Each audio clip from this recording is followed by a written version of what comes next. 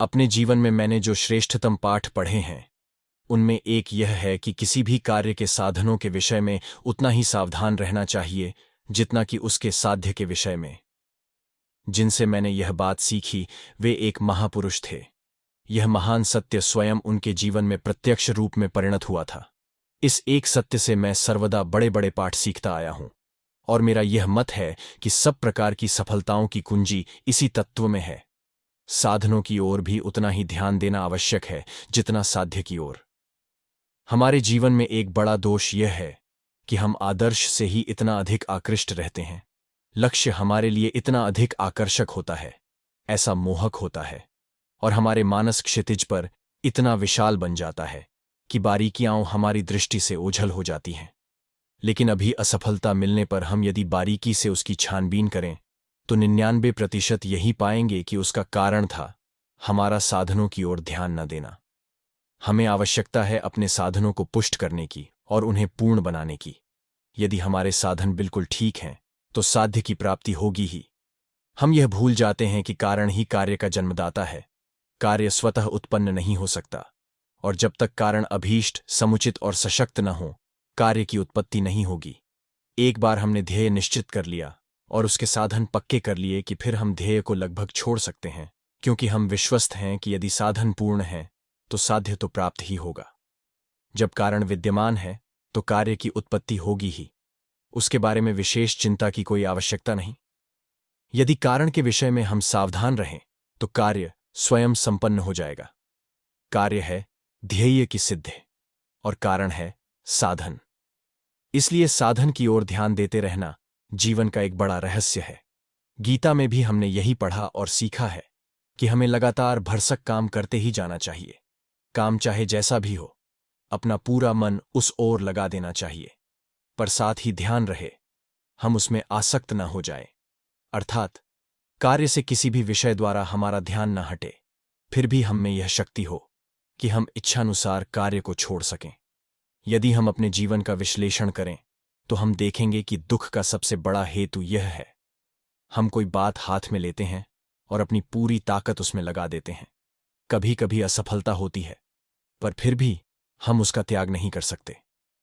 यह आसक्ति ही हमारे दुख का सबसे बड़ा कारण है। हम जानते हैं कि वह हमें हानि पहुंचा रही है और उसमें चिपके रहने से केवल दुख ही हाथ आएगा, परंतु फिर भी हम उससे अपना छुटकारा नहीं कर सकते। मधुमक्खी तो शहद चाटने आई थी, पर उसके पैर चिपक गए उस मधुचषक से और वह छुटकारा नहीं पा सकी। बार बार हम अपनी यही स्थिति अनुभव करते हैं। यही हमारे अस्तित्व का संपूर्ण रहस्य है। हम यहां आए थे मधु पीने, पर हम देखते हैं हमारे हाथ पांव उसमें फंस गए हैं। आए थे पकड़ने के लिए, पर स्वयं ही पकड़े गए। आए थे उपभोग के लिए, पर खुद ही उपभोग्य बन बैठे। आए थे हुकूमत करने, पर हम पर ही हुकूमत होने लगी। आए थे कुछ काम करने, पर देखते हैं कि हमसे ही काम लिया जा रहा है। हर घड़ी यही अनुभव होता है। हमारे जीवन की छोटी छोटी बातों का भी यही हाल है। दूसरों के मन हम पर हुकूमत चला रहे हैं और हम सदा यही प्रयत्न कर रहे हैं कि हमारी हुकूमत दूसरों के मनों पर चले। हम जीवन के आनंद का उपभोग करना चाहते हैं, पर वे भोग हमारे प्राणों का ही भक्षण कर जाते हैं। हम प्रकृति से सब कुछ प्राप्त कर लेना चाहते हैं, पर अंततः हम यही देखते हैं कि प्रकृति ने हमारा सर्वस्व हरण कर लिया है। उसने हमें पूरी तौर से चूस कर अलग फेंक दिया है। यदि ऐसा न होता तो जीवन में सब हरा भरा ही होता। पर चिंता नहीं, यद्यपि सफलताएं मिलती हैं और असफलताएं भी, यद्यपि यहां आनंद है और दुख भी, तो भी यह जीवन निरंतर हरा भरा रह सकता है यदि केवल हम बंधन में न पड़ जाएं। दुख का एकमेव कारण यह है कि हम आसक्त हैं, हम बंधते जा रहे हैं। इसीलिए गीता में कहा है, निरंतर काम करते रहो पर आसक्त मत हो, बंधन में मत पड़ो। प्रत्येक वस्तु से अपने आप को स्वतंत्र बना लेने की शक्ति स्वयं में संचित रखो। वह वस्तु तुम्हें बहुत प्यारी क्यों न हो, तुम्हारा प्राण उसके लिए चाहे जितना ही लालायित क्यों न हो, उसके त्यागने में तुम्हें चाहे जितना कष्ट क्यों न उठाना पड़े, फिर भी अपनी इच्छानुसार उसके त्याग करने की अपनी शक्ति संजोए रखो। कमजोर न तो यह जीवन के योग्य हैं, न किसी पर जीवन के। दुर्बलता से मनुष्य गुलाम बनता है। दुर्बलता से ही सब प्रकार के शारीरिक और मानसिक दुख आते हैं। दुर्बलता ही मृत्यु है। लाखों करोड़ों कीटाणु हमारे आसपास हैं, पर जब तक हम दुर्बल नहीं होते, जब तक शरीर उनके प्रति पूर्व प्रवृत्त नहीं होता, तब तक वे हमें कोई हानि नहीं पहुंचा सकते। ऐसे करोड़ों दुख रूपी कीटाणु हमारे आसपास क्यों न मंडराते रहें, पर कुछ चिंता न करो। जब तक हमारा मन कमजोर नहीं होता, तब तक उनकी हिम्मत नहीं कि वे हमारे पास फटकें, उनमें ताकत नहीं कि वे हम पर हमला करें। यह एक बड़ा सत्य है कि बल ही जीवन है और दुर्बलता ही मरण। बल ही अनंत सुख है, अमर और शाश्वत जीवन है, और दुर्बलता ही मृत्यु। आसक्ति ही अभी हमारे सब सुखों की जननी है। हम अपने मित्रों और संबंधियों में आसक्त हैं। हम अपने बौद्धिक और आध्यात्मिक कार्यों में आसक्त हैं। हम बाह्य वस्तुओं में आसक्त हैं, इसीलिए कि उनसे हमें सुख मिले। पर क्या इस आसक्ति के अतिरिक्त अन्य और किसी कारण से हम पर दुख आता है? अतएव आनंद प्राप्त करने के लिए हमें अनासक्त होना चाहिए। यदि हम में इच्छा मात्र से अनासक्त होने की शक्ति होती है, तो हमें कभी दुख न होता। केवल वही मनुष्य प्रकृति से पूरा पूरा लाभ उठा सकता है, जो किसी वस्तु में अपने मन को अपनी समस्त शक्ति के साथ लगा देने के साथ ही अपने को स्वेच्छा से, जब उससे अलग हो जाना चाहिए, तब उससे अलग कर लेने की भी सामर्थ्य रखता है। कठिनाई यह है कि आसक्ति और अनासक्ति की क्षमता समान रूप से होनी चाहिए। संसार में ऐसे भी मनुष्य हैं जो किसी वस्तु द्वारा कभी आकृष्ट नहीं होते। वे कभी प्यार नहीं कर सकते। वे कठोर हृदय और निर्मम होते हैं। दुनिया के अधिकांश दुखों से वे मुक्त रहते हैं। किंतु प्रश्न उठ सकता है, दीवाल भी तो कभी कोई दुख अनुभव नहीं करती, दीवाल भी तो कभी प्यार नहीं करती, और न उसे कोई कष्ट होता है। पर दीवाल आखिर दीवाल ही है। दीवाल बनने से तो आसक्त होना और बंध जाना निश्चय ही अच्छा है। अतएव जो मनुष्य कभी प्यार नहीं करता, जो कठोर और पाषाण हृदय है और इसी कारण जीवन के अनेक दुखों से छुटकारा पा जाता है, वह जीवन के अनेक सुखों से भी हाथ धो बैठता है। हम यह नहीं चाहते। यह तो दुर्बलता है, यह तो मृत्यु है। जो कभी दुहक नहीं अनुभव करती, जो कभी दुर्बलता नहीं महसूस करती, वह आत्मा अभी जागृत है। यह एक निष्ठुर दशा है। हम यह नहीं चाहते। पर साथ ही हम केवल इतना ही नहीं चाहते कि यह प्रेम की अथवा आसक्ति की महान शक्ति, एक ही वस्तु पर सारी लगन लगा देने की ताकत, या दूसरों के लिए अपना सर्वस्व खो बैठने और स्वयं का विनाश तक कर डालने का देवसुलभ गुण हमें उपलब्ध हो जाए। वरन हम देवताओं से भी उच्चतर होना चाहते हैं। सिद्ध पुरुष अपनी संपूर्ण लगन प्रेम की वस्तु पर लगा सकता है और फिर भी अनासक्त रह सकता है। यह कैसे संभव होता है? यह एक दूसरा रहस्य है जो सीखना चाहिए। भिखारी कभी सुखी नहीं होता। उसे केवल भीख ही मिलती है, और वह भी दया और तिरस्कार से युक्त। उसके पीछे कम से कम यह कल्पना तो अवश्य ही होती है कि भिखारी एक निकृष्ट जीव है। जो कुछ वह पाता है, उसका सच्चा उपभोग उसे कभी नहीं मिलता। हम सब भिखारी हैं। जो कुछ हम करते हैं, उसके बदले में हम कुछ चाह रखते हैं। हम लोग हैं व्यापारी। हम जीवन के व्यापारी हैं, शील के व्यापारी हैं, धर्म के व्यापारी हैं। अफसोस, हम प्यार के भी व्यापारी हैं। यदि तुम व्यापार करने चलो, यदि वह लेन देन का सवाल है, बेचने और मोल लेने का सवाल है, तो तुम्हें क्रय और विक्रय के नियमों का पालन करना होगा। कभी समय अच्छा होता है, कभी बुरा। भाव में चढ़ाव उतार होता ही रहता है, और कभी चोट खा जाने का अनुमान कर सकते हो। व्यापार तो आईने में मुंह देखने के समान है। तुम्हारा प्रतिबिंब उसमें पड़ता है। तुम मुंह बनाओ और आईने में मुंह बन जाता है। तुम हंसो और आईना हंसने लगता है। यह है खरीद और बिक्री, लेन और देन। हम फंस जाते हैं। कैसे? उससे नहीं जिसे हम देते हैं, वरन उससे जिसके पाने की हम अपेक्षा करते हैं। हमारे प्यार के बदले हमें मिलता है दुख। इसलिए नहीं कि हम प्यार करते हैं, वरन इसलिए कि हम बदले में चाहते हैं प्यार। जहां चाह नहीं है, वहां दुख भी नहीं है। वासना, चाह यही दुखों की जननी है। वासनाएं सफलता और असफलता के नियमों से बद्ध हैं। वासनाओं का परिणाम दुख ही होता है। अतएव सच्चे सुख और यथार्थ सफलता का महान रहस्य यह है कि बदले में कुछ भी न चाहने वाला बिल्कुल निःस्वार्थी व्यक्ति ही सबसे अधिक सफल व्यक्ति होता है। यह तो एक विरोधाभास सा है, क्योंकि क्या हम यह नहीं जानते कि जो निःस्वार्थ हैं, वे इस जीवन में ठगे जाते हैं, उन्हें चोट पहुंचती है। ऊपरी तौर से देखो तो यह बात सच मालूम होती है। ईसा मसीह निःस्वार्थी थे, पर तो भी उन्हें सूली पर चढ़ाया गया। यह सच है। किंतु हम यह भी जानते हैं कि उनकी निःस्वार्थपरता एक महान विजय का कारण है। और वह विजय है, कोटि कोटि जीवनों पर सच्ची सफलता के वरदान की वर्षा। कुछ भी न मांगो, बदले में कोई चाह न रखो। तुम्हें जो कुछ देना हो दे दो, वह तुम्हारे पास वापस आ जाएगा। लेकिन आज ही उसका विचार मत करो, वह 1000 गुना हो वापस आएगा। पर तुम अपनी दृष्टि उधर मत रखो, देने की ताकत पैदा करो। दे दो और बस काम खत्म हो गया। यह बात जान लो कि संपूर्ण जीवन दान स्वरूप है। प्रकृति तुम्हें देने के लिए बाध्य करेगी, इसलिए स्वेच्छापूर्वक दो। एक ना एक दिन तुम्हें दे देना ही पड़ेगा। इस संसार में तुम जोड़ने के लिए आते हो, मुट्ठी बांधकर तुम चाहते हो लेना, लेकिन प्रकृति तुम्हारा गला दबाती है और तुम्हें मुट्ठी खोलने को मजबूर करती है। तुम्हारी इच्छा हो या ना हो, तुम्हें देना ही पड़ेगा। जिस क्षण तुम कहते हो कि मैं नहीं दूंगा, एक घूंसा पड़ता है और तुम चोट खा जाते हो। दुनिया में आए हुए प्रत्येक व्यक्ति को अंत में अपना सर्वस्व दे देना होगा। इस नियम के विरुद्ध बरतने का मनुष्य जितना अधिक प्रयत्न करता है, उतना ही अधिक वह दुखी होता है। हम में देने की हिम्मत नहीं है। प्रकृति की यह उदात्त मांग पूरी करने के लिए हम तैयार नहीं हैं, और यही है हमारे दुख का कारण। जंगल साफ हो जाते हैं, पर बदले में हमें उष्णता मिलती है। सूर्य समुद्र से पानी लेता है इसलिए कि वह वर्षा करे। तुम भी लेन देन के यंत्र मात्र हो। तुम इसलिए लेते हो कि तुम दो, बदले में कुछ भी मत मांगो। तुम जितना ही अधिक दोगे, उतना ही अधिक तुम्हें वापस मिलेगा। जितनी ही जल्दी इस कमरे की हवा तुम खाली करोगे, उतनी ही जल्दी यह बाहरी हवा से भर जाएगा। पर यदि तुम सब दरवाजे, खिड़कियां और रंध्र बंद कर लो, तो अंदर की हवा अंदर रहेगी जरूर, किंतु बाहरी हवा कभी अंदर नहीं आएगी, जिससे अंदर की हवा दूषित, गंदी और विषैली बन जाएगी। नदी अपने आप को समुद्र में लगातार खाली किए जा रही है और वह फिर से लगातार भरती आ रही है। समुद्र की ओर गमन बंद मत करो। जिस क्षण तुम ऐसा करते हो, मृत्यु तुम्हें आ दबाती है।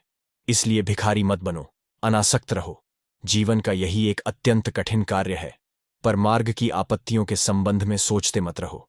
कल्पना शक्ति द्वारा आपत्तियों का चित्र खड़ा करने से भी हमें उनका सच्चा ज्ञान नहीं होता, जब तक हम उनका प्रत्यक्ष अनुभव न करें। दूर से उद्यान का विहंगम दृश्य दिख सकता है, पर इससे क्या? उसका सच्चा ज्ञान और अनुभव तो अंदर जाने पर हमें होता है। चाहे हमें प्रत्येक कार्य में असफलता मिले, हमारे टुकड़े टुकड़े हो जाए और खून की धार बहने लगे, फिर भी हमें अपना हृदय थाम कर रखना होगा। इन आपत्तियों में ही अपने ईश्वरत्व की हमें घोषणा करनी होगी। प्रकृति चाहती है कि हम प्रतिक्रिया करें। घूंसे के लिए घूंसा, झूठ के लिए झूठ और चोट के लिए भरसक चोट लगाई। पर बदले में प्रतिघात न करने के लिए, संतुलन बनाए रखने के लिए तथा अनासक्त होने के लिए परादैवी शक्ति की आवश्यकता होती है। अनासक्त बनने का अपना निश्चय हम प्रतिदिन दोहराते हैं। हम अपनी दृष्टि पीछे डालते हैं और देखते हैं अपनी आसक्ति और प्रेम के पुराने विषयों की ओर, और अनुभव करते हैं कि उनमें से प्रत्येक ने हमें कैसे दुखी बनाया। अपने प्यार के कारण हम किस प्रकार निराशा के गर्त में पड़ गए। सदा दूसरों के हाथों गुलाम ही रहते आए और नीचे ही नीचे खिंचते गए। हम फिर से नया निश्चय करते हैं, आज से मैं स्वयं पर अपना शासन करूंगा, मैं अपना स्वामी बनूंगा। पर समय आता है और फिर से एक बार वही पुराना किस्सा। हम फिर बंधन में पड़ जाते हैं और मुक्त नहीं हो पाते। पक्षी जाल में फंस जाता है, छटपटाता है, फड़फड़ाता है। यही है हमारा जीवन। मुझे इन कठिनाइयों का ज्ञान है, वे भयानक हैं। 90% निराश हो धैर्य खो बैठते हैं। वे प्रायः निराशावादी बन जाते हैं और प्रेम तथा सच्चाई में विश्वास करना छोड़ देते हैं। जो कुछ दिव्य एवं भव्य है, उस पर से भी उनका विश्वास उठ जाता है। इसीलिए हम देखते हैं कि जो मनुष्य जीवन के आरंभ में क्षमाशील, दयालु, सरल और निष्पाप थे, बुढ़ापे में झूठे और पाखंडी बन जाते हैं। उनके मन जटिलताओं से भर जाते हैं। संभव है कि उसमें उनकी बाह्य नीति हो सकता है कि इनमें से अधिकांश लोग ऊपर ऊपर से गर्म मिजाज के न हों, वे कुछ बोलते न हों, पर यह उनके लिए अच्छा होता कि वे बोलते। उनके हृदय की स्फूर्ति मर चुकी है और इसीलिए वे नहीं बोलते। वे न तो शाप देते हैं और न क्रोध करते हैं, पर यह उनके लिए अधिक अच्छा होता यदि वे क्रोध कर सकते, 1000 गुना अच्छा होता यदि वे शाप दे सकते। वे असमर्थ हैं। उनके हृदय में मृत्यु है, क्योंकि ठंडे हाथों ने उसको ऐसा जकड़ लिया है कि वह अब एक शाप देने या एक कड़ा शब्द कहने तक के लिए भी स्पंदित नहीं हो सकता। यह आवश्यक है कि हम इन सब से बचें। इसीलिए मैं कहता हूं कि हमें परादैवी शक्ति की जरूरत है। अतिमानवी शक्ति पर्याप्त नहीं है। परादैवी शक्ति ही छुटकारे का एकमेव मार्ग है। केवल उसी के बल पर हम इन उलझनों और जटिलताओं में से, आपत्तियों की इन बौछारों में से बिना झुल से पार आ सकते हैं। चाहे हम चीर डाले जाएं और हमारे चिथड़े चिथड़े कर दिए जाएं, पर हमारा हृदय सर्वदा अधिकाधिक उदार ही होता जाना चाहिए। यह बहुत कठिन है, पर यह कठिनाई लगातार अभ्यास द्वारा दूर की जा सकती है। हमें यह ध्यान रखना चाहिए कि जब तक हम अपने आप को दुर्बल न बनाएं, तब तक हम पर कुछ नहीं हो सकता। मैंने अभी ही कहा है कि जब तक शरीर रोग के प्रति पूर्व प्रवृत्त न हो, मुझे कोई रोग नहीं होगा। रोग होना केवल कीटाणुओं पर ही अवलंबित नहीं है, पर शरीर की पूर्वानुकूलता पर भी। हमें वही मिलता है जिसके हम पात्र हैं। आओ, हम अपना अभिमान छोड़ दें और यह समझ लें कि हम पर आई हुई कोई भी आपत्ति ऐसी नहीं है जिसके हम पात्र न थे। फिजूल चोट कभी नहीं पड़ी, ऐसी कोई बुराई नहीं है जो मैंने स्वयं अपने हाथों न बुलाई हो। इसका हमें ज्ञान होना चाहिए। तुम आत्मनिरीक्षण कर देखो तो पाओगे कि ऐसी एक भी चोट तुम्हें नहीं लगी जो स्वयं तुम्हारी ही की गई ना हो। आधा काम तुमने किया और आधा बाहरी दुनिया ने, और इस तरह तुम्हें चोट लगी। यह विचार हमें गंभीर बना देगा, और साथ ही इस विश्लेषण से आशा की आवाज आएगी, बाह्य जगत पर मेरा नियंत्रण भले न हो, पर जो मेरे अंदर है, जो मेरे अधिक निकट है, वह मेरा अंतर जगत मेरे अधिकार में है। यदि असफलता के लिए इन दोनों के संयोग की आवश्यकता होती हो, यदि चोट लगने के लिए इन दोनों का इकट्ठे होना जरूरी हो, तो मेरे अधिकार में जो दुनिया है उसे मैं नहीं छोड़ूंगा। फिर देखूंगा कि मुझे चोट कैसे लगती है। यदि मैं स्वयं पर सच्चा प्रभुत्व पा जाऊं तो चोट कभी नहीं लग सकेगी। हम बचपन से ही सर्वदा अपने से बाहर किसी दूसरी वस्तु पर दोष मढ़ने का प्रयत्न किया करते हैं। हम सदा दूसरों के सुधार में तत्पर रहते हैं, पर अपने सुधार में नहीं। यदि हम दुखी होते हैं तो चिल्लाते हैं कि यह तो शैतान की दुनिया है। हम दूसरों को दोष देते हैं और कहते हैं, कैसे मोहग्रस्त पागल हैं। पर यदि हम सचमुच इतने अच्छे हैं तो हम ऐसी दुनिया में भला रहते कैसे हैं? यदि यह शैतान की दुनिया है तो हम भी शैतान ही हैं, नहीं तो हम यहां क्यों रहते? ओह, संसार के लोग कितने स्वार्थी हैं। सच है, पर यदि हम उनसे अच्छे हैं तो फिर हमारा उनसे संबंध कैसे हुआ? जरा यह सोचो तो, जिसके हम पात्र हैं वही हम पाते हैं। जब हम कहते हैं कि दुनिया बुरी है और हम अच्छे, तो यह सरासर झूठ है। ऐसा कभी हो नहीं सकता। यह एक भीषण असत्य है जो हम अपने से कहते हैं। अतएव सीखने का पहला पाठ यह है, निश्चय कर लो कि बाहरी किसी भी वस्तु पर तुम दोष न मढ़ोगे, उसे अभिशाप न दोगे। इसके विपरीत मनुष्य बनो, उठ खड़े हो और दोष स्वयं अपने ऊपर मढ़ो। तुम अनुभव करोगे कि यह सर्वदा सत्य है। स्वयं अपने को वश में करो। क्या यह लज्जा का विषय नहीं है कि एक बार तो हम अपने मनुष्यत्व की, अपने देवता होने की बड़ी बड़ी बातें करें? हम कहें कि हम सर्वज्ञ हैं, सब कुछ करने में समर्थ हैं, निर्दोष हैं, पापहीन हैं और दुनिया में सबसे निःस्वार्थी हैं, और दूसरे ही क्षण एक छोटा सा पत्थर भी हमें चोट पहुंचा दे। किसी साधारण से साधारण मनुष्य का जरा सा क्रोध भी हमें जख्मी कर दे, और कोई भी चलता राहगीर हम देवताओं को दुखी बना दे। यदि हम ऐसे देवता हैं तो क्या ऐसा होना चाहिए? क्या दुनिया को दोष देना उचित है? क्या परमेश्वर, जो पवित्रतम और सबसे उदार है, हमारी किसी भी चालबाजी के कारण दुख में पड़ सकता है? यदि तुम सचमुच इतने निस्वार्थी हो तो तुम परमेश्वर के समान हो। फिर कौन सी दुनिया तुम्हें चोट पहुंचा सकती है? 7वें नरक में से भी तुम बिना झुलसे, बिना स्पर्श हुए निकल जाओगे। पर यह बात ही कि तुम शिकायत करते हो और बाहरी दुनिया पर दोष मढ़ना चाहते हो, बताती है कि तुम्हें बाहरी दुनिया का बोध हो रहा है, और इसी से यह स्पष्ट है कि तुम वह नहीं हो जैसा अपने को बतलाते हो। दुख पर दुख रचकर और यह मान लेकर कि दुनिया हमें चोट पहुंचाए जा रही है, तुम अपने अपराध को अधिक बड़ा बनाते जाते हो और चीखते जाते हो, अरे बाप रे, यह तो शैतान की दुनिया है। यह मनुष्य मुझे चोट पहुंचा रहा है, वह मनुष्य मुझे चोट पहुंचा रहा है, आदि आदि। यह तो दुख पर झूठ का रंग चढ़ाना हुआ। अपनी चिंता हमें स्वयं ही करनी है। इतना तो हम कर ही सकते हैं। हमें कुछ समय तक दूसरों की ओर ध्यान देने का ख्याल छोड़ देना चाहिए। आओ, हम अपने साधनों को पूर्ण बना लें, फिर साध्य अपनी चिंता स्वयं कर लेगा। क्योंकि दुनिया तभी पवित्र और अच्छी हो सकती है जब हम स्वयं पवित्र और अच्छे हों। वह है कार्य और हम हैं उसके कारण। इसलिए आओ हम अपने आप को पवित्र बना लें। आओ हम अपने आप को पूर्ण बना लें। मानसिक और भौतिक सभी विषयों से आत्मा को पृथक कर लेना ही हमारा लक्ष्य है। इस लक्ष्य के प्राप्त हो जाने पर आत्मा देखती है कि वह सर्वदा ही एकाकी रही है और उसे सुखी बनाने के लिए अन्य किसी की आवश्यकता नहीं। जब तक अपने को सुखी बनाने के लिए हमें अन्य किसी की आवश्यकता होती है, तब तक हम दास हैं। जब पुरुष जान लेता है कि वह मुक्त है, उसे अपनी पूर्णता के लिए अन्य किसी की आवश्यकता नहीं, एवं यह प्रकृति नितांत अनावश्यक है, तब कैवल्य लाभ हो जाता है। मनुष्य चांदी के चंद टुकड़ों के पीछे दौड़ता रहता है और उनकी प्राप्ति के लिए अपने एक सजातीय को भी धोखा देने में नहीं हिचकता। पर यदि वह स्वयं पर नियंत्रण रखे तो कुछ ही वर्षों में अपने चरित्र का ऐसा सुंदर विकास कर सकता है कि यदि वह चाहे तो लाखों रुपए उसके पास आ जाएं। तब वह अपनी इच्छा शक्ति से जगत का परिचालन कर सकता है। किंतु हम कितने निर्बुद्धि हैं। अपनी भूलों को संसार को बतलाते फिरने से क्या लाभ। इस तरह उनका परिहार तो हो नहीं सकता। अपनी करनी का फल तो सबको भुगतना ही पड़ेगा। हम यही कर सकते हैं कि भविष्य में अधिक अच्छा काम करें।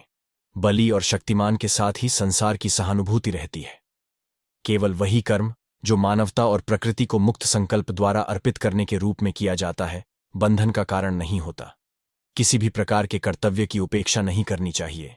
जो व्यक्ति कोई छोटा या नीचा काम करता है, वह केवल इसी कारण ऊंचा काम करने वाले की अपेक्षा छोटा या हीन नहीं हो जाता। मनुष्य की परख उसके कर्तव्य की उच्चता या हीनता की कसौटी पर नहीं होनी चाहिए, वरन यह देखना चाहिए कि वह कर्तव्यों का पालन किस ढंग से करता है। मनुष्य की सच्ची पहचान तो अपने कर्तव्यों को करने की उसकी शक्ति और शैली में होती है।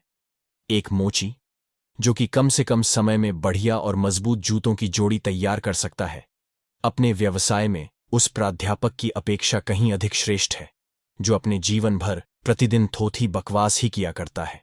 प्रत्येक कर्तव्य पवित्र है और कर्तव्य निष्ठा भगवत पूजा का सर्वोत्कृष्ट रूप है। बद्ध जीवों की भ्रांत अज्ञानतिमिराच्छन्न आत्माओं को ज्ञान और मुक्ति दिलाने में यह कर्तव्य निष्ठा निश्चय ही बड़ी सहायक है। जो कर्तव्य हमारे निकटतम है, जो कार्य अभी हमारे हाथों में है, उसको सुचारू रूप से संपन्न करने से हमारी कार्य शक्ति बढ़ती है और इस प्रकार क्रमशः अपनी शक्ति बढ़ाते हुए हम एक ऐसी अवस्था की भी प्राप्ति कर सकते हैं जब हमें जीवन और समाज के सबसे ईप्सित एवं प्रतिष्ठित कार्यों को करने का सौभाग्य प्राप्त हो सके।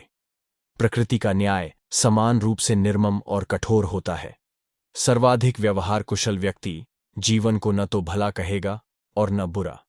प्रत्येक सफल मनुष्य के स्वभाव में कहीं न कहीं विशाल सच्चरित्रता और सत्यनिष्ठा छिपी रहती है और उसी के कारण उसे जीवन में इतनी सफलता मिलती है।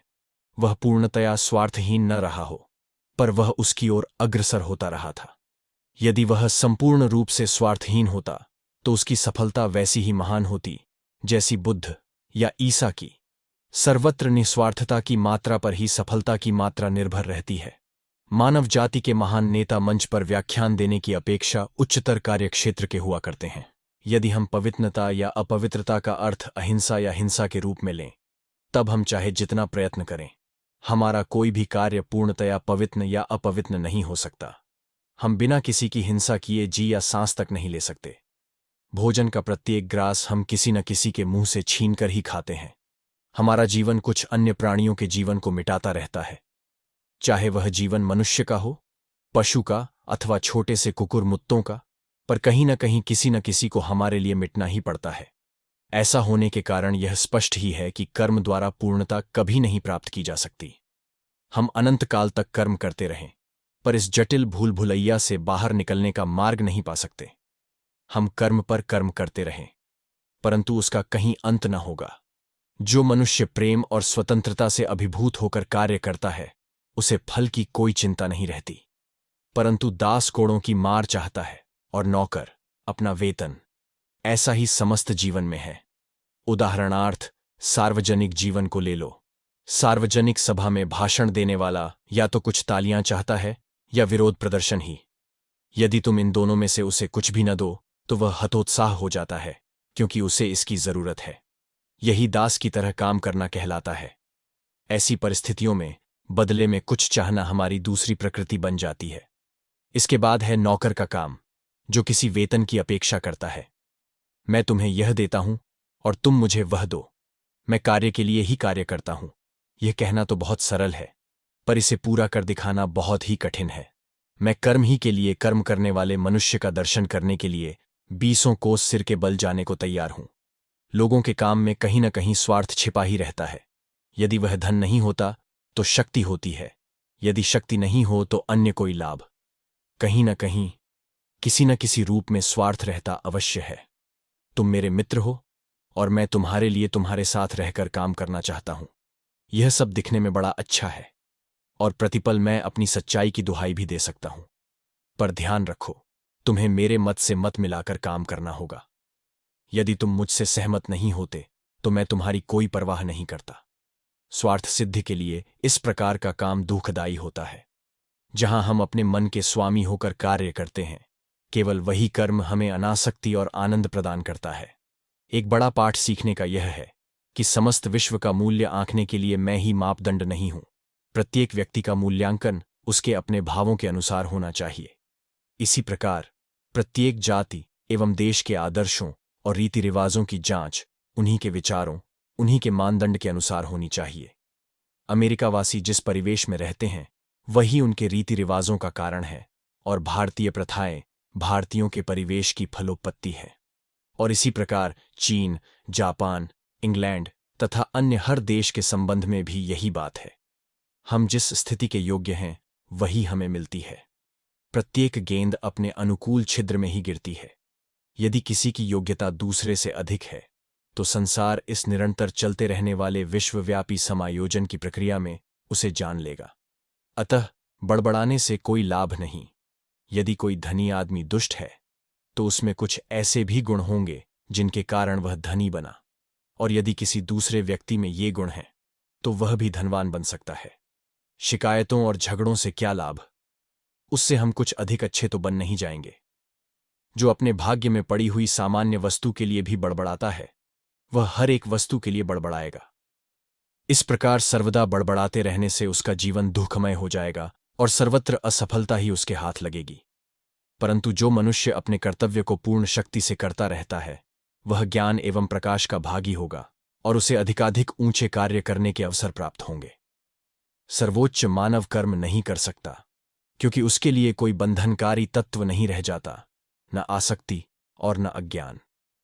कहा जाता है कि एक बार एक जहाज चुंबक के पहाड़ के पास जा निकला, जिससे उसके सारे कील और पेंच खींचकर निकल गए और वह टुकड़े टुकड़े हो गया। अज्ञान की दशा में ही कर्म का संघर्ष रहता है, क्योंकि हम सब वास्तव में नास्तिक हैं। ईश्वर में सच्चा विश्वास रखने वाले कर्म नहीं कर सकते। हम सभी न्यूनाधिक मात्रा में नास्तिक हैं। हम न तो ईश्वर को देखते हैं और न उस पर विश्वास करते हैं। हमारे लिए वह ईश्वर अक्षरों का समूह मात्र या शब्द मात्र है, इससे अधिक कुछ नहीं। हमारे जीवन में कुछ क्षण ऐसे आते हैं जब हम ईश्वर की समीपता का अनुभव करने लगते हैं, पर पुनः हम नीचे गिर जाते हैं। जब तुमने उसे देख लिया तब संघर्ष किसके लिए रहेगा? भगवान की सहायता करना। इसके बारे में हमारी भाषा में एक लोकोक्ति है कि हम विश्व के निर्माता को क्या निर्माण कला सिखाएंगे। अतः सर्वोच्च कोटि के लोग कर्म नहीं करते। जब कभी फिर तुम ऐसी मूर्खतापूर्ण बातें सुनो कि हमें भगवान की सहायता करनी चाहिए अथवा उनके लिए यह करना चाहिए या वह करना चाहिए, तो इस बात को याद रखना, ऐसे विचार ही मन में न लाओ। ये अत्यंत स्वार्थपूर्ण है। तुम जो कुछ भी कार्य करते हो उन सबका संबंध तुम्ही से है और उसे तुम अपने ही भले के लिए करते हो। भगवान किसी खंदक में नहीं गिर गए हैं जो उन्हें हमारी या तुम्हारी सहायता की आवश्यकता है कि हम अस्पताल बनवाकर या इसी तरह के अन्य कार्य करके उनकी सहायता कर सकें। उन्हीं की आज्ञा से तुम कर्म कर पाते हो। इस संसार रूपी व्यायामशाला में भगवान तुम्हें अपने रगपुट्ठों को व्यायाम द्वारा दृढ़ बनाने का अवसर देते हैं, इसलिए नहीं कि तुम उनकी सहायता करो, बल्कि इसलिए कि तुम स्वयं अपनी सहायता कर सको। क्या तुम सोचते हो कि तुम अपनी सहायता से एक चींटी तक को मरने से बचा सकते हो? ऐसा सोचना गौर ईश निंदा है। संसार को तुम्हारी तनिक भी आवश्यकता नहीं। संसार चलता जाता है, तुम इस संसार सिंधु में बिंदु सदृश हो। बिना प्रभु की इच्छा के एक पत्ता तक नहीं हिल सकता, हवा भी नहीं बह सकती। हम धन्य हैं जो हमें यह सौभाग्य प्राप्त है कि हम उनके लिए कर्म करें, उनको सहायता देने के लिए नहीं। इस सहायता शब्द को मन से सदा के लिए निकाल दो। तुम किसी की सहायता नहीं कर सकते। यह सोचना कि तुम सहायता कर सकते हो महा अधर्म है, घोर ईश निंदा है। तुम स्वयं उनकी इच्छा से यहां पर हो। क्या तुम्हारे कहने का यह तात्पर्य है कि तुम उनकी सहायता करते हो?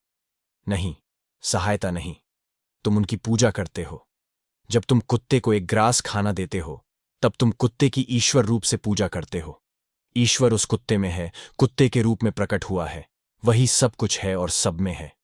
हमें उसकी आराधना करने की आज्ञा प्राप्त है। समस्त विश्व के प्रति यही आदर का भाव लेकर खड़े हो जाओ और तब तुम्हें पूर्ण अनासक्ति प्राप्त हो जाएगी। यही तुम्हारा कर्तव्य होना चाहिए। कर्म करने का यही उचित भाव है। कर्मयोग इसी रहस्य की शिक्षा देता है।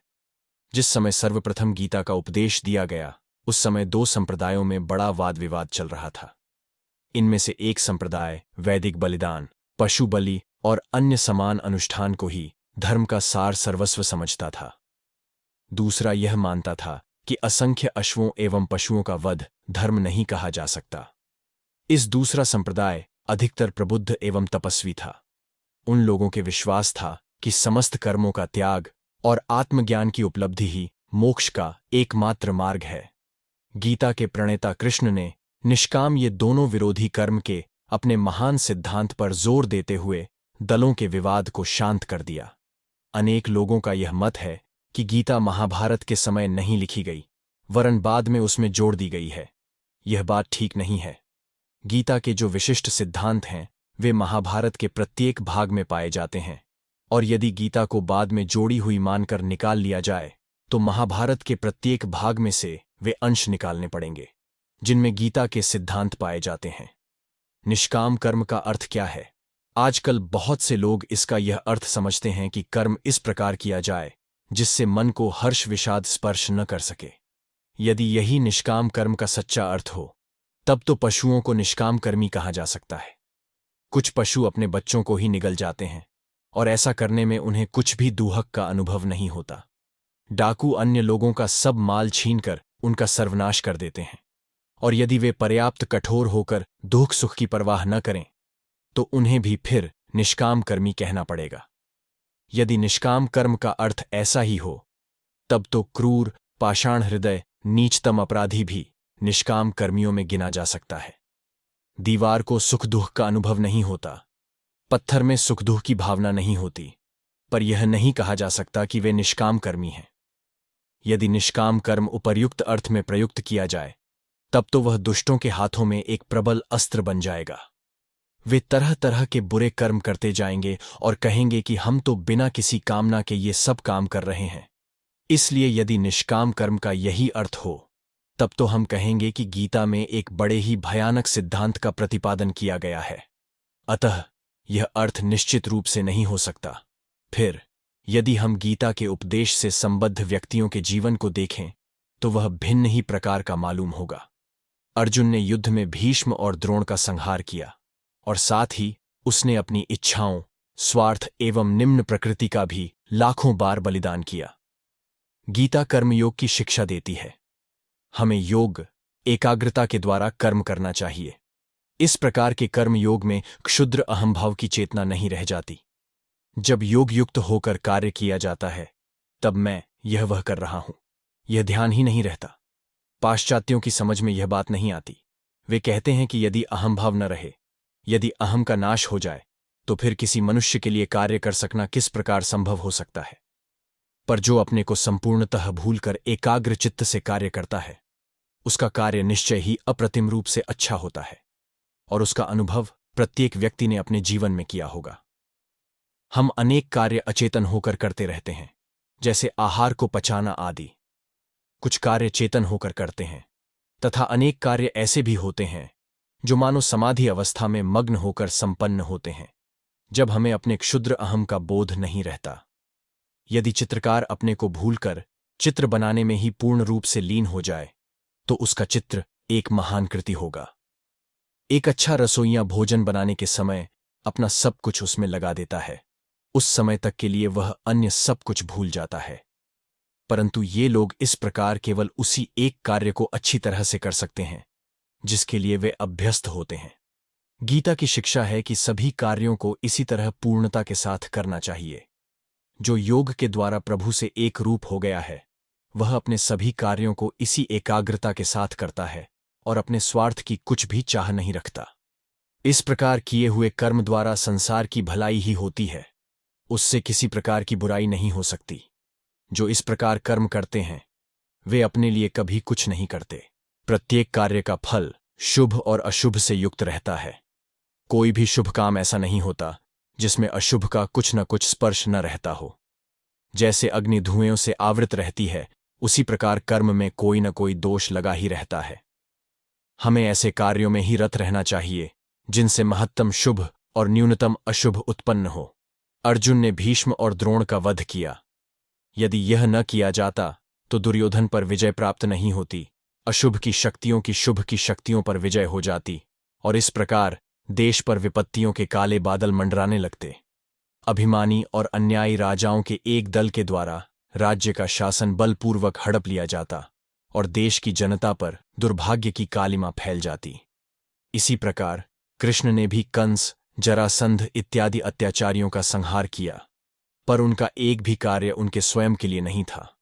उनका प्रत्येक कार्य दूसरों की भलाई के लिए ही था। हम दीपक के प्रकाश में गीता का पाठ कर रहे हैं, पर अनेक पतंगे जलकर मरते जा रहे हैं। इसी से यह स्पष्ट हो जाता है कि प्रत्येक कर्म में कुछ न कुछ दोष रहता ही है। जो अपना क्षुद्र अहंभाव भूलकर कार्य करते हैं, उन पर इन दोषों का प्रभाव नहीं पड़ता, क्योंकि वे संसार की भलाई के लिए कर्म करते हैं। निष्काम और अनासक्त होकर कार्य करने से हमें परम आनंद और मुक्ति की प्राप्ति होती है। गीता में भगवान श्री कृष्ण ने कर्मयोग के इसी रहस्य की शिक्षा दी है। मनुष्य को सर्वोपरि बल विचार शक्ति से प्राप्त होता है। जितना ही सूक्ष्मतर तत्व होता है, उतना ही अधिक वह शक्ति संपन्न होता है। विचार की मूक शक्ति दूरस्थ व्यक्तियों को भी प्रभावित करती है, क्योंकि मन एक भी है और अनेक भी।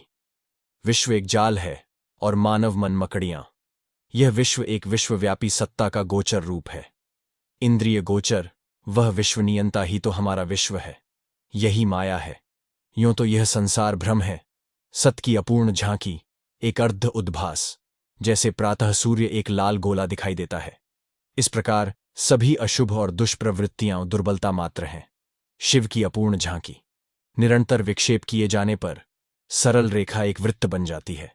शिव की खोज स्वयं अपने में ही वापस ले आती है। मैं स्वयं संपूर्ण रहस्य ब्रह्म हूं। मैं एक शरीर भी हूं, निम्नतर अहम, और मैं विश्व का प्रभु भी हूं। मनुष्य को नैतिक और शुद्ध क्यों होना चाहिए? क्योंकि इससे उसकी संकल्प शक्ति बलवती होती है। वह सब जो मनुष्य की सत प्रकृति को उद्भासित करते हुए उसकी संकल्प शक्ति को सबल बनाए, नैतिक है, और वह सब जो इसके विपरीत करे, अनैतिक है। मानदंड देश देश और व्यक्ति व्यक्ति के लिए पृथक पृथक है।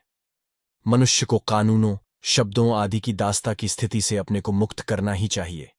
आज हम में संकल्प की स्वाधीनता भी नहीं है, पर जब हम स्वाधीन होंगे तब होगी। इस संसार को त्याग देना ही सन्यास है, त्याग है।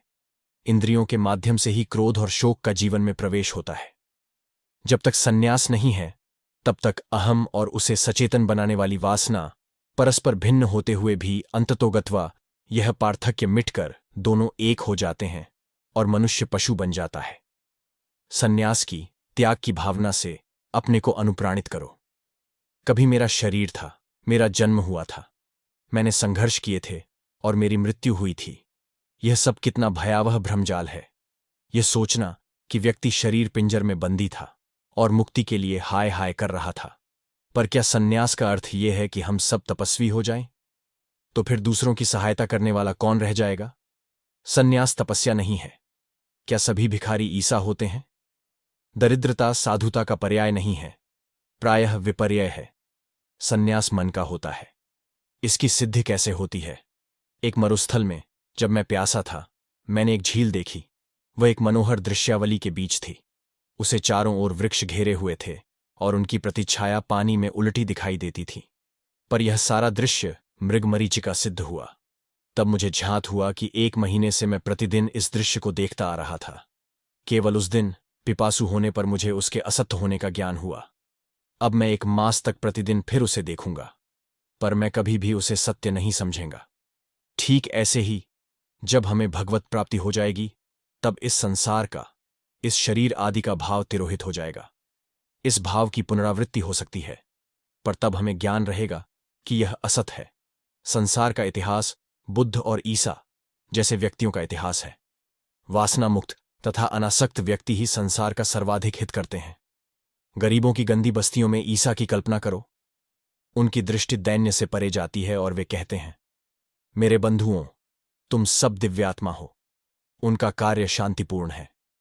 वे कारणों को हटाते हैं। मनुष्य संसार के कल्याण में तभी तत्पर हो पाता है जब उसे इस तथ्य की सत्य प्रतीति हो जाती है कि ये सारे क्रियाकलाप माया हैं। कार्य जितना ही अचेतन होता है उतना ही श्रेष्ठ होता है, क्योंकि तब वह अधिक अतिचेतन हो जाता है। हमारी खोज शुभ अथवा अशुभ की खोज नहीं है, पर शुभ और आनंद अशुभ और दैन्य की अपेक्षा सत्य के अधिक निकट है। किसी व्यक्ति ने अपनी अंगुली में एक कांटा चुभा लिया और दूसरे कांटे से उस कांटे को निकाल डाला। पहला कांटा अशुभ है, दूसरा कांटा शुभ है।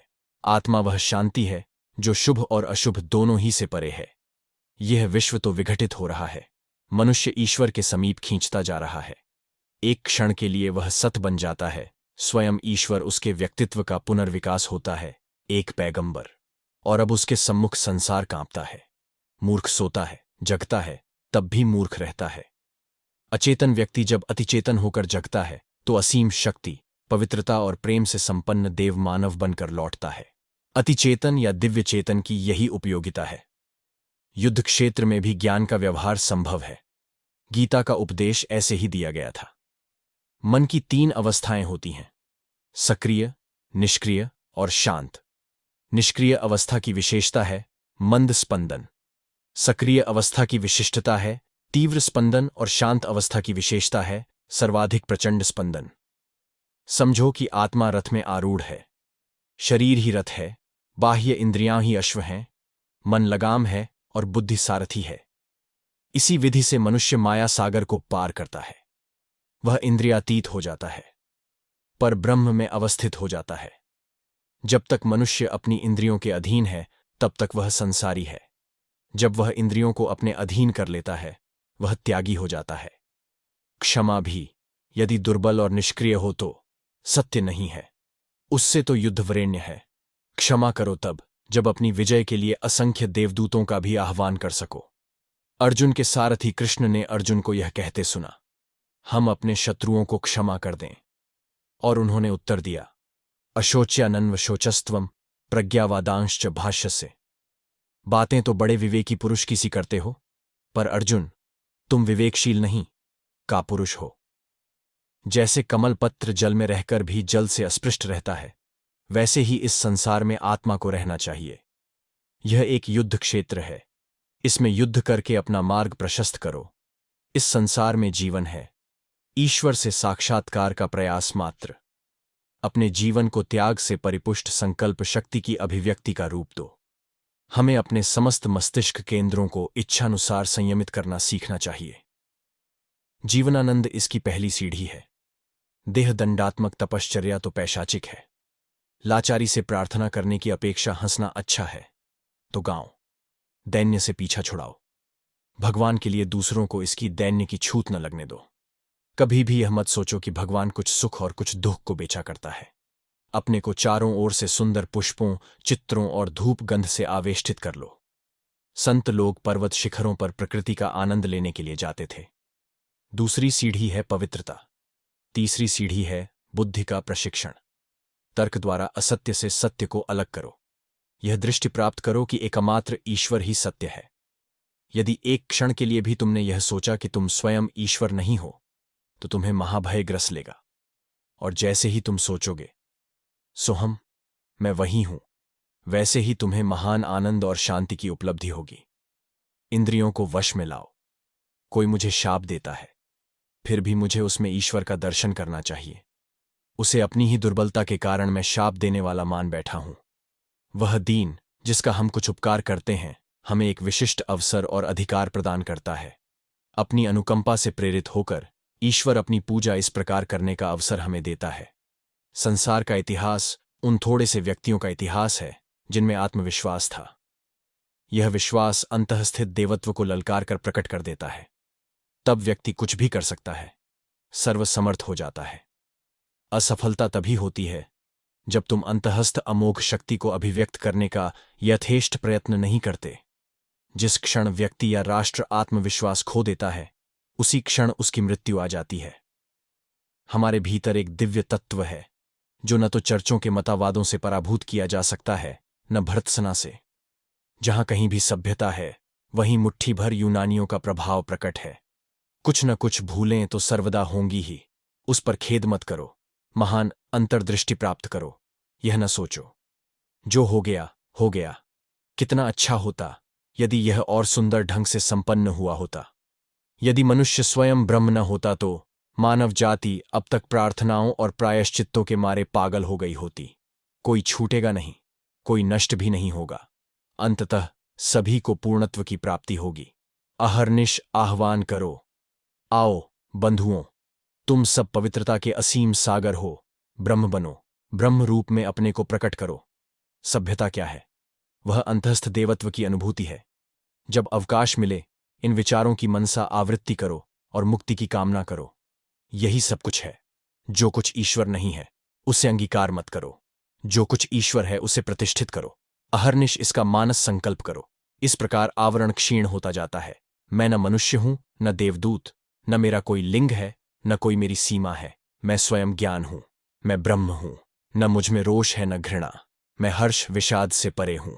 जन्म मरण मुझे कभी व्याप्त नहीं हुआ, क्योंकि मैं तो निर्विशेष ज्ञान, निर्विशेष आनंद हूं। मैं ब्रह्म हूं, जो मेरी आत्मा है। मैं ब्रह्म हूं। अपने को अशरीरी अनुभव करो। शरीरबद्ध तुम कभी हुए ही नहीं। वह सब अंधविश्वास था। समस्त दीन, पद्दलित, पीड़ित और व्याधिग्रस्त मानवों को दिव्य चेतना लौटा दो। लगता है कि हर पंचशती के लगभग इस विचार की एक लहर धरती पर छा जाती है। अनेक दिशाओं में छोटी छोटी लहरें उठती हैं, पर उन सबको कोई एक लहर आत्मसात कर लेती है और संपूर्ण समाज पर छा जाती है। जिसके पीछे सर्वाधिक चरित्र बल होता है, वही लहर ऐसा कर पाती है। कन्फ्यूशस, मूसा और पाइथागोरस, बुद्ध, ईसा, मोहम्मद, लूथर, काल्विन और सिख गुरु, थियोसॉफी, आत्मवाद तथा ऐसे ही अन्य सिद्धांत। इन सब का तात्पर्य मनुष्य के अंतःस्थ देवत्व का उपदेश ही है। कभी मत कहो कि मनुष्य दुर्बल है। ज्ञान योग अन्य योगों से किसी प्रकार वरेण्य नहीं है। प्रेम ही आदर्श है और उसके लिए किसी की आवश्यकता नहीं है। प्रेम ही ईश्वर है। इसीलिए भक्ति द्वारा भी हमें आत्मस्थ ईश्वर की उपलब्धि होती है। मैं वही हूं, ब्रह्म हूं। जब तक मनुष्य नगर, देश, जीव और जगत को प्यार नहीं करता, तब तक वह काम कैसे कर सकता है? विवेक अनेकता में एकता की उपलब्धि कराता है। नास्तिकों और अज्ञेयवादियों को समाज कल्याण के लिए काम करने दो। इस प्रकार भी ब्रह्म की प्राप्ति होती है। किंतु एक बात से अपने को सावधान रखो, किसी की आस्था को विचलित मत करो। इतना ज्ञान तो तुम्हें होना ही चाहिए कि धर्म मतवादों में नहीं है। धर्म की सत्ता है आत्मस्थिति में, आत्म परिणति में, आत्मानुभूति में। सभी मनुष्य जन्मना मूर्ति पूजक होते हैं। निम्नतम श्रेणी का मनुष्य पशु मात्र है, उच्चतम मानव पूर्ण होता है, और इन दोनों के बीच में स्थित सभी को ध्वनि और रंगों, मतवादों और अनुष्ठानों के माध्यम से विचार करना होता है। कोई मूर्ति पूजक की स्थिति को पार कर गया या नहीं, इसकी कसौटी यह है, जब तुम कहते हो मैं, तब तुम्हारे मन में तुम्हारा शरीर आता है या नहीं। यदि मैं कहने पर तुम्हारे विचार में तुम्हारा शरीर आ जाता है, तो तुम अब भी मूर्ति पूजक हो। धर्म बौद्धिक जल्पना नहीं है, धर्म अनुभूति है। यदि तुम ईश्वर के संबंध में विचार करते हो, तो तुम निरे मूर्ख हो। अज्ञानी पुरुष भी प्रार्थना और भक्ति के सहारे दार्शनिकों से परे बहुत ऊंचा उठ जा सकता है। ईश्वर को जानने के लिए किसी भी दर्शन शास्त्र की आवश्यकता नहीं है। हमारा कर्तव्य दूसरों की आस्था को विचलित करना नहीं है। धर्म अनुभूति है। सर्वोपरि बात यह है कि हमें सबके प्रति निष्कपट होना चाहिए। तादात्म्य क्लेश पैदा करता है, क्योंकि वह कामना को जगाता है। एक दीन व्यक्ति सोना देखता है तो सोने की आवश्यकता के साथ अपना तादात्म्य अनुभव करता है। साक्षी बनो, प्रतिक्रिया दिखाना मत सीखो। निष्काम कर्म ही सच्चा संन्यास है। यह संसार कायरों के लिए नहीं है। पलायन की चेष्टा मत करो। सफलता अथवा असफलता की चिंता मत करो। पूर्ण निष्काम संकल्प में अपने को लय कर दो और कर्तव्य करते चलो। समझ लो कि सिद्धि पाने के लिए जन्मी बुद्धि अपने आप को दृढ़ संकल्प में लय करके सतत कर्मरत रहती है। कर्म में तुम्हारा अधिकार है, पर इतने पतित मत बनो कि फल की कामना करने लगो। अनवरत कर्म करो, पर अनुभव करो कि कर्म के पीछे भी कुछ है। सत्कर्म भी मनुष्य को महान बंधन में डाल सकते हैं। अतः सत्कर्मों के अथवा नाम और यश की कामना के बंधनों से मत बंधो। जिन्हें इस रहस्य का ज्ञान हो जाता है वे जन्म मृत्यु के चक्र से मुक्त हो जाते हैं, अमर हो जाते हैं। सामान्य सन्यासी संसार त्याग देता है, बाहर निकलकर भगवान का चिंतन करता है। सच्चा सन्यासी तो संसार में ही रहता है, पर उसका बनकर नहीं। जो आत्मनिग्रह करते हैं, जंगल में रहते हैं और अतृप्त वासनाओं की जुगाली करते रहते हैं, वे सच्चे सन्यासी नहीं हैं। जीवन संग्राम के मध्य डटे रहो। सुप्तावस्था में अथवा एक गुफा के भीतर तो कोई भी शांत रह सकता है। कर्म के आवर्त और उन्मादन के बीच दृढ़ रहो और केंद्र तक पहुंचो। और यदि तुम केंद्र पा गए तो फिर तुम्हें कोई विचलित नहीं कर सकता।